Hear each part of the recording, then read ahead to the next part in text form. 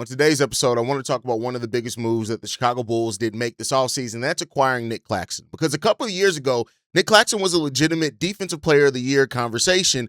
And, it was legit, right? Just a few years ago from that. He was blocking shots. He was switching on the guards. He was, blowing up all types of actions that other teams were trying to do offensively. But over the last few seasons, not only has his defensive numbers dipped quite a bit, right? The rebounding has dropped. The overall impact has dropped. So today we're asking, what actually happened to Nic Claxton defensively, and how much can he return to that Defensive Player of the Year candidate for the Chicago Bulls? How much of it is scheme? How much of it is his own skills? We'll talk a little bit about that. Plus, we're going to dive into the mailbag. As it is Sunday, that means it is mailbag day. All that plus more right after this.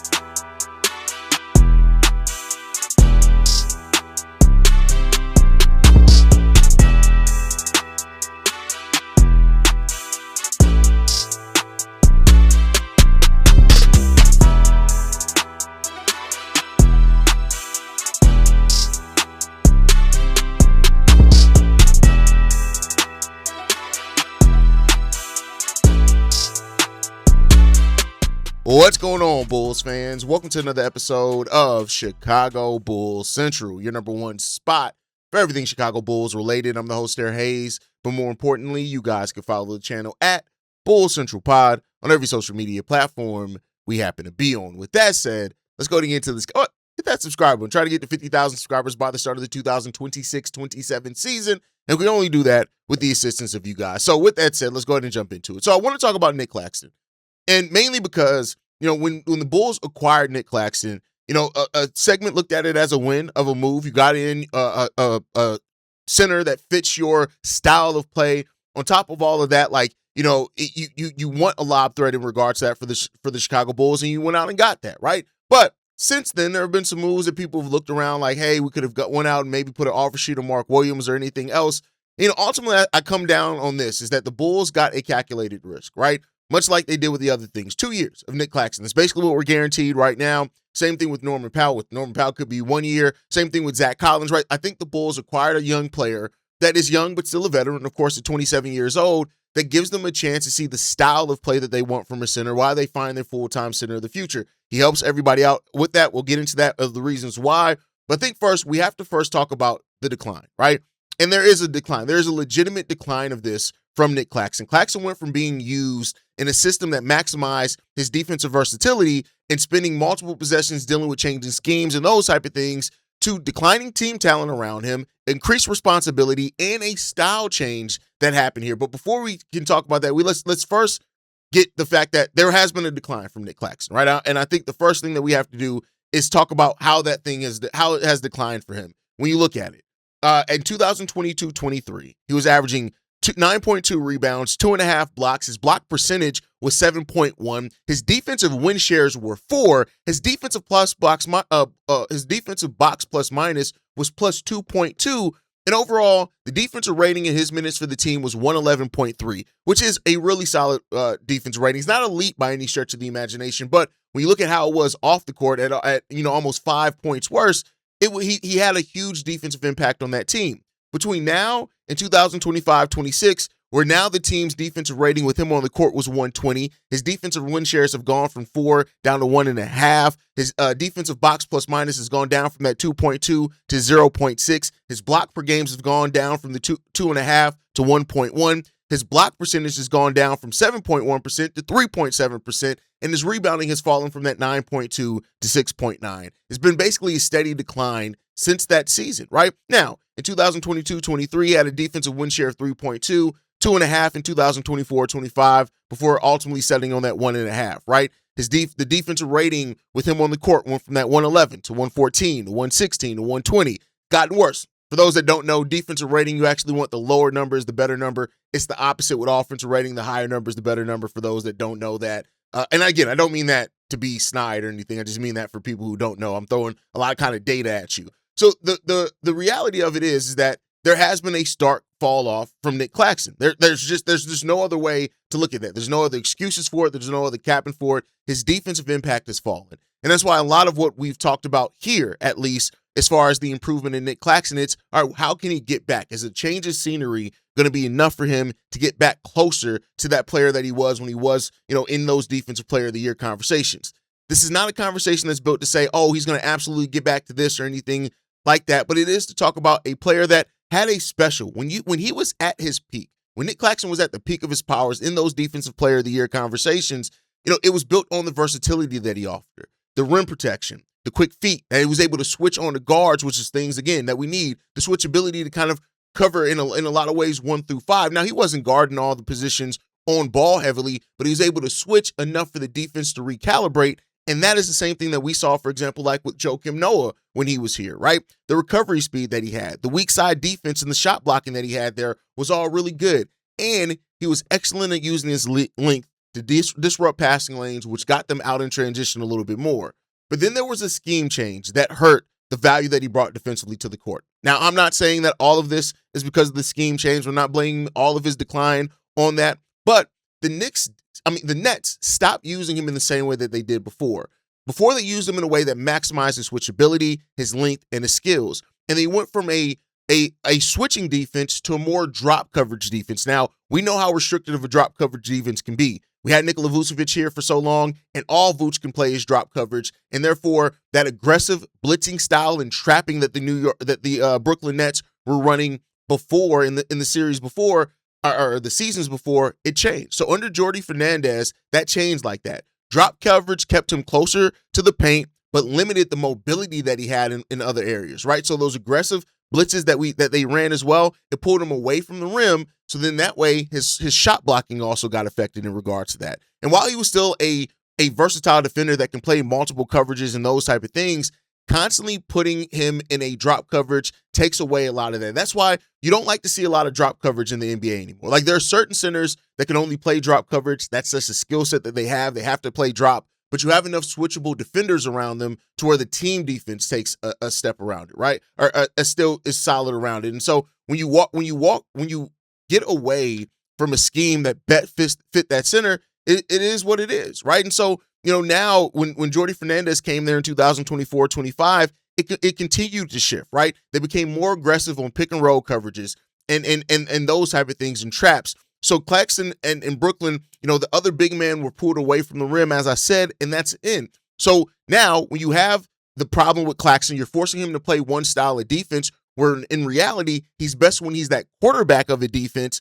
That's what happens when you have that. But then there were some things, the back injury. To Nic Claxton, the back injury changed him a lot. He missed the entire 2024 season with a hamstring issue and then dealt with a lower back injury, got the epidural injections and things like that, where he talked about it. He publicly described his back problem as something he expected to manage for an extended period of time. But the back problems, that affects every center's defensive game and affect him. The lateral movement took a step back. The flexibility that he had took a step back. His vertical explosion took a step back. That second step that he used to have, that he used on putback, so when he got blown by to still get those weak side blocks, that's it. And so the steep statistical decline that we saw in 24-25, it lined up with when his back problem also became a more persistent issue for him, which stood out overall. And I do think that there's the part of it that Brooklyn's defensive roster overall got much worse, and the roster got worse overall. The Brooklyn Nets went from 32-50 in 2023-24 all the way down to 20-62 and 25-26, with 26-56 between those two seasons. And their overall defensive rating went from a 116 all the way down to a 120 over those seasons as well. So it's no doubt about it that the Nets as a team got worse defensively, and no center in the league is going to solve all of those things right away. It's not going to solve everything for you. Even if you do have a center, you try to filter everything in through. So I think when you look at this, one of the things that happened with Brooklyn is that they had guards that lost the containment. They tried to run that trap system. They couldn't trap at all. They had wings that missed rotations. And then the center has to choose between stopping the ball, protecting the lob, or trying to cover the corner and try to secure a rebound if it's a miss. And so no center can do all those things. And so with Nic Claxton probably being the best pure defensive player on that roster, he wasn't able to do everything. And so, therefore, the defensive decline maintained, and it was a thing in regards to that one. His rebounding fell off. The shot blocking fell off. Now, I think that comes down to the back issues. I think you can't overlook that. Going from 9.9 rebounds per game in 23-24 all the way down to 6.9 over the next two seasons, it's a struggle. His rebounding percentage, which is something that I always like to look at, because if you're on a team with other really good rebounders, your rebounding number could be lower, but your rebounding percentage could really kind of tell the story of how solid you are rebounding wise. He went from an 18.2 rebounding percentage to 15.5, then 14.5. So it's taking a start thing in regards to that one. Of course, being pulled further away from the basket is a thing. The back problems are definitely a thing in regards to that. And because of that, he did play with less physicality as well, right? And so there's that part of it. But then also, Jordy Fernandez did use Nic Claxton as more of an offensive role. We saw the 3.7 assists last season, which is a career high. His passing out the short roll is excellent. His assist percentage went to 21.6%, which is a hell of a lot for a center. It's not a lot for a guard, but that's a lot for a center. So it also seems like his responsibility shifted to almost solely being the defensive quarterback to a little bit more of an offensive weapon.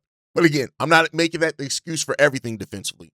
So I think that if you're looking for Nic Claxton to recover defensively, it has to come through a few things. One, the Bulls are going to employ more of a hybrid defense, right? We're not going to play him just in drop coverage. It's not going to be that. And we're not going to pick one coverage every possession either. When you look at Tiago Splitter and how he calls defenses, he likes to use varying covers. So when you have it, Nic Claxton's going to be used on the switch, select guards, late clock situations, he is going to be forced to switch. There will be times still where he plays drops, so that way we can keep him near the rim for rim protection and rebounding. But also, we are going to run more of those aggressive blitz and change-ups that therefore he's not on a full-time assignment of a center either. The mobility that he has is still there. And it could be a huge weapon for the Chicago Bulls team that has always struggled with pick-and-roll defense. Now, also, we should be a better defensive team overall. Adding in Caleb Wilson, still having Jalen Smith on this team, Modest making the growth as a defender as well. Norman Powell being a solid team defender, not a great one-on-one defender. So I think that's going to be the thing there as well. We have better point-of-attack defense, especially when he does play minutes, what he's likely to do with Trey Jones. That's good. When you look at the Bulls and the point-of-attack defense that we can play between the guys like Caleb Wilson, Modest Buzelis, Isaac Okoro, you hope that Dalen Swain's defense is going to be able to translate. If not, you still got Trey Jones. You still got those type of things. And so in regards to that one, the point of attack defense is going to really be important. We should have improved over what Brooklyn had, which then puts you in a spot where you can use Nic Claxton better to his abilities, right? And I also think having Modest and having Caleb, the team rebounding aspect should be a lot better for this team overall also. And I do think that Nic Claxton's rebounding percentage could take another one. Claxton's going to contest the shots, which means that you're going to have Caleb being the on-ball defender, Modest being the weak side defender, all these type of things. And it could be a much better balance in the front court defensively that's going to happen there. Then I also think the Bulls are going to be in a position to really be able to, condition his back, take care of the back, and also his overall conditioning. With Zach Collins, Jalen Smith, those guys on the roster, you should be able to do that. They're not going to have to overwork him in training camp, those type of things. They should be able to keep the early season minutes down while Zach Collins is healthy, hopefully, right, and those type of things. And that way you can focus kind of Nic Claxton on rebuilding that strength, getting that mobility together, those type of things. I do think that he's going to have a very simple defensive responsibilities early. Protect the paint, communicate on pick and roll coverages, right? Be that communication, be more of that defensive quarterback as well. Finish possessions with rebounds or lobs from your guards, those type of things. You're not going to ask him to immediately be a full-time switcher because of the defense that you have around him. You don't need him to switch on everything. You also don't need him to blitz 100% of the time because, again, you have better point of attack defense, and he's not going to be the only rebounder out on the court either, right? That's the key for him. I think that this means the defensive quarterbacking for him, calling out screens, telling your young forwards what to go, and especially if they don't have that defensive awareness, identifying cutters early on. These are all things that Nic Claxton can do. And then also in transition, finding that transition matchup when the other team is getting out on transition, that's going to help. And then also communicating to the guards where their help defense is coming from. You do those type of things, it can be Nic Claxton can get back to that defensive presence that he had for the Brooklyn Nets and that the Chicago Bulls are overall hoping him to do. The most important numbers for Nic Claxton aren't going to be the counting stats necessarily. It's going to be opponent rim frequency, finishing near the basket, defensive rebounding possessions, the fouls committed when guarding in pick and rolls, and also the team defensive rating when Nic Claxton is on versus when he's off. Those are the things that we're going to go to. If he can return at about 1.5 blocks per game, 1.8 blocks per game, get close to that 2 blocks per game, and average close to 3.5 stocks per game, I think that that's going to be there.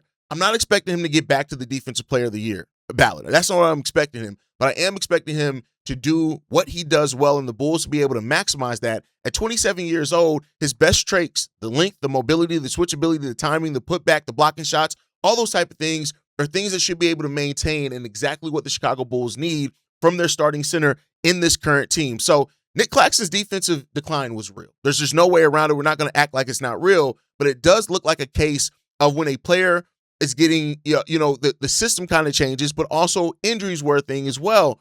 Brooklyn Nets moved away from the type of defense that best suited Nic Claxton, and he didn't adjust well to it. That's still partially on him as a player, but I think when you look at kind of naturally where the Bulls are going to be, you can see where some of those strengths that he had and getting back to those could definitely stand out for him this season. So that's my thought process, but I'd love to hear from you guys in regards to that down below. How do you feel about it? What do you think happens? Can Nic Claxton get back to being that defensive presence that he was for the Brooklyn Nets? Or do you think that he's not going to do it and he'll just be maybe a solid starter? Let me know what you guys think about that down below. With that said, it is Sunday. That means it is mailbag day. Let's get into these voicemails, man. This one's from Todd. Yo, Haize, what's good, bro? It is Todd, man. It's been a sec. But I do have a question for you, man. It's actually a two-parter. So of the three, what's more likely to happen this season? Caleb Wilson gets Rookie of the Year, Giddey makes the All-Star team, or Modest gets Most Improved Player? What's more likely? And could it be that we could get two of the three? And if so, which ones and why? All right? It's not time specific, so if it needs to go to the overflow, cool. All right, man. Talk soon. See you, right. So what's more likely? Caleb winning Rookie of the Year, Modest winning Most Improved Player of the Year, or Josh Giddey making an All-Star game? Let's go through them one by one.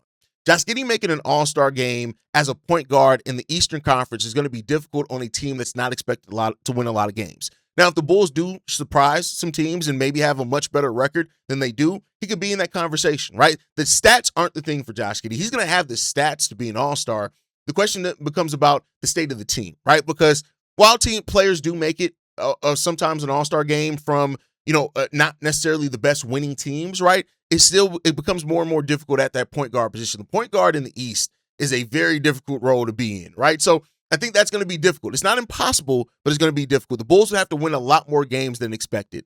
Caleb Wilson winning Rookie of the Year, I think, is the most likely out of the things that you gave, mainly because he's going to be in a role where his two-way play is going to be focused on. He's one of the few truly two-way players out of that top four, right? AJ DeBonce and Darren Peterson are absolute dogs on the offensive side of the ball, and I think Darren Peterson's better defensively than people give him credit for, but they're both going to be on a team that has other players looking for shots, right? You got Keontae George, you got, Lauri Markkanen, you got Ace Bailey. Like, it's not like Darren Peterson's going to walk in and necessarily be the number one scoring option right away, and even if he is, there's still going to be a nice balanced shot diet, so therefore you have on that. AJ DeBonce is on a team with Trae Young, and Anthony Davis at this point. You still got Trey Johnson, a young player from the draft before, Bilal Coulibaly, right? So I don't know if, again, and I think he's going to have more of an impact two-way defensively than people give him credit for, but you have that. Caleb Wilson's path, much like Cam Boozer, is going to be in how many different areas he impacts the game.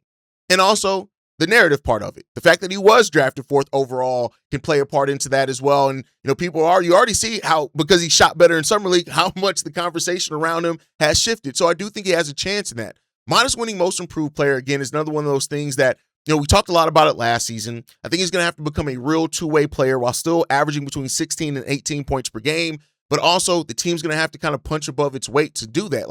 And typically the Most Improved Player of the Year kind of goes to the player that's still in the rookie contract that has the best season. It's sometimes it's weird in that regard, but there's a chance of that too. I think it is tied kind of to how good the team does overall. So out of those three things, the thing that I think is most likely is Caleb Wilson winning Rookie of the Year personally. But all right, let's get into this next one, man. This one's from Tonio. Hey, what's going on, man? It's Tonio calling in, and I watched majority of all the summer league games and everything, and like I said, I'm keeping an open mind on Dalen and Caleb as well.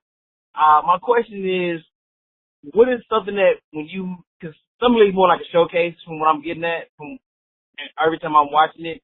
What are some of the things that you would say this directly translates, or things that you want to say are the intangibles and some of the tangible things of a player's game that you would actually look at in summer league and want to try to actually see how they actually pair over to that player's game in the NBA. I know, like Caleb said, he wants to see how his body will react to playing back to back, and things of that nature. Other than that, man, hey, Chicago Bulls looking pretty good all in all as a young core, and I just want to say see red and shout town up. Peace. Summer League is definitely more of a showcase than anything else, right? And so I wouldn't expect anything from Summer League to necessarily directly translate. When you look at Summer League, you're looking at how players like to play, their play style, maybe what they've worked on from the end of their college season to then. But at the end of the day, like I said, I don't have deep takes based off Summer League. So I'm not going to say what I expect these players to do or what their strengths to be based off Summer League, because that's never why I look at Summer League. But I will say this, Caleb, the shooting does look legit. Dalen Swain is going to have to come into training camp trying to really prove a lot. And for players like Noah Essengate, Jalen Sellers, and Toby Awaka, like, they just have to come in and do their thing in training camp and see where that leaves them as far as a role, right? And that's, I guess, no, I didn't answer your question probably in the way that you wanted, but that's my answer, my honest answer to it. All right, let's get into this next one, man. This one's from Rec. Hello, Haize. This is Rec from Palos Hills. Just want to make some comments after reading this article on Tuesday morning about how disappointing the Bulls and Tiago Splitter's team is doing. I just watched these two games and I'm thinking, why do they make it so hard for themselves by not putting a true point guard on the team? I can understand why they might play Swain there at times, but to make him the primary point guard, it just affects the whole team. It's just the old saying, the train can't be successful getting to its destination if it doesn't have a locomotive. Point guard gives a sense of direction, and a really good point guard makes things easier for everybody else. Anyway, let me know if you agree or disagree with me. Keep up the good work. Bye. Summer League roster construction isn't necessarily a huge importance, by the way. I was in a conversation with I think my boy OG Abe, who I love. OG Abe is literally one of my favorite Twitter follows. I want to be clear on that one. But I think that he was talking about the Summer League roster construction. He was like, yeah, it makes me a little worried about, and I'm paraphrasing, I don't want to put words in his mouth, but he alluded to something like it makes him a little bit worried about the regular season. And Summer League roster construction isn't big. Not a lot of teams are like, well, we got to make sure we have this style of player and this style of player so the team can fit in Summer League, because again, it's more of a showcase than anything else. Now, would having like Yuki help Noah Essengate, help Dalen Swain, maybe even help Caleb Wilson a little bit more? Absolutely, it would have. But at the end of the day, like, it's Summer League. It's 5 games. Those games are over. They're going to spend a lot more time now working on things between now and training camp. Training camp's more important. NBA preseason is more important. And we'll just see how it's going to happen in regards to that. Were they held back, though, by the lack of a real point guard? Abso-freaking-lutely. But, again, it's not the biggest thing because, again, Summer League isn't like this thing that's meant for huge development of players or anything like that. At least I don't feel it is. And I think when you look around the league, a lot of coaches and NBA franchises feel that way as well. All right, let's get into this last voicemail for today, man. This one's from Reggie. Hey, this is Reginald calling in. Regarding Dalen Swain, I never expected him to get any playing time with the Bulls this season. Not because he's a bad player, because I don't think his game is ready to transition to the NBA in terms of his offense. And he wasn't going to beat out someone like Norman Powell. They drafted Caleb Wilson. Bulls already want to see what they got with Leonard Miller. Modest is still modest. There wasn't really a spot for him at the 2 or the 3. So I always figured he was going to start off the season in the G League. So I'm not disappointed with him. So as for what the Bulls should do with that empty spot, I think the Bulls should do a trade of Okoro to the Kings for Malik Monk. And I think they should, I think it's a $8.3 million difference between the two. So the Bulls can absorb him into their rule section. Okoro makes 11.8. And I think that helps with the shooting, the veteran experience, and at the two-guard position. Another option is the Bulls still have their trade exception. And the guy I'm looking at would be Matt Struz. Struz is making like $15.6 million, and the Bulls trade exception is $17 million, or 17.7 or 8. Struz can play really good defense. He can shoot the ball, and that the Cavs might do it because it frees up money for LeBron James and to re-sign James Harden. But what do you think? Matt Struz or Malik Monk?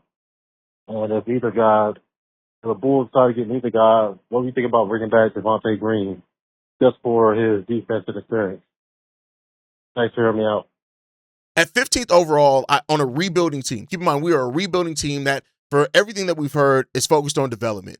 If he doesn't earn a role on the team, it's going to be concerning for a lot of fans, and I think it's justified concern in that regards, right? If Dalen Swain ends up where it's like as an older, keep in mind, I think he just turned 21 years old, as an upperclassman, 15th overall pick, him going to the G League is going to be concerning. And I'm not going to blame any Bulls fan that's concerned about that. Now, do I think that it's like a death knell for his career? No, not necessarily. It does not mean that necessarily, but Bulls fans will be concerned about it, and they won't be wrong for being concerned about it, I don't feel, right? Now, as far as your trade, here goes Reggie with the trade machine. The damn season ain't even started yet. But I do think that for the team in the Bulls that prioritize flexibility, Malik Monk has a player option in 2027-28 for $21 million, and he's likely to pick that up because he's probably not going to get that money in the open market. I don't know if the Bulls want to pick that up with the way that they've guaranteed flexibility. They focus on flexibility. Now, the flip side of that is it's still 2 years. It will fit in with Powell, Claxton, and Zach Collins deals all coming off. If they all go and have their second years on those deals as well. So, you could maintain that flexibility into that part of it as well. There's a chance of that, right? As far as Strus, I don't know what's going on with Strus. I wouldn't necessarily hate him at this point of where we are. But then again, I also think that the Bulls, again, are maintaining flexibility and giving up that big of a trade exception when I don't think it expires until around the trade deadline for Strus right now when other moves could pop up, could be, again, a hit of the flexibility. So if Strus is going to be somebody that the Bulls make a move for, I think that it won't happen until maybe closer to the trade deadline, in my personal opinion. So we'll see where that ends up going, because I think there are some really good options out there as free agents where you don't lose your flexibility, like a Matisse Thybulle, like a Bruce Brown, like those type of guys in regards to that. But let me know what you guys think on that part down below. That's going to do it for today's episode, man. Everybody sound off on what you feel about everything with Nic Claxton, all the voicemails, man. Make sure you guys like the video, subscribe to the channel, hit that notification bell so you never miss an episode or a live stream. You can follow us at Bull Central Pod on every social media platform. You can send us any feedback, questions, comments, concerns, bullcentralpod@gmail.com. And lastly, if you want to leave a text message and our voicemail for the mailbag, the number to do so, 773-270-2799. We are the #1 spot for everything Chicago Bulls related, but that is thanks to you and you lovely, beautiful people. And like I like to end every episode on, go Bulls. Love you guys. See you right if you can, y'all. Peace. This has been a presentation of Breaks